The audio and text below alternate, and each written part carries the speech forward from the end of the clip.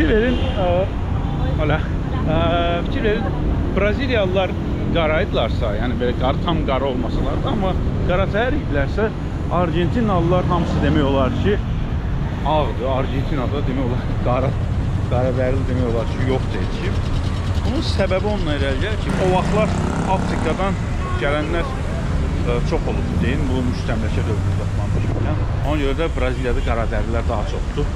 Fikir verin, Argentina fikir verin, yəni Buenos Aires'dir.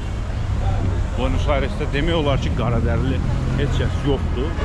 Bura gələnlər, miqrant kimi gələnlər də hamısı demək olar ki, Avropadan gəlibdilər həmişə, nə bilim. İkinci Dünya müharibəsində nasist Almaniyasında döyüşmüş və yaxud da ki, onlara xidmət etmiş. Bütün nə qədər adam var idisə, hamısı durdu, gəldi hara? Argentinaya. Çünki bir yana Argentina onlarla müharibə etmirdi. Yəni, Braziliya gedə bilməzdilər.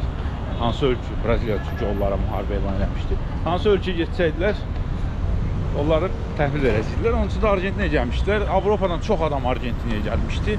Onun üçün də bugün Argentinalılar, onsuz da ağ idilər. Daha da ağları gəldi. Ağ günə çıxdılar.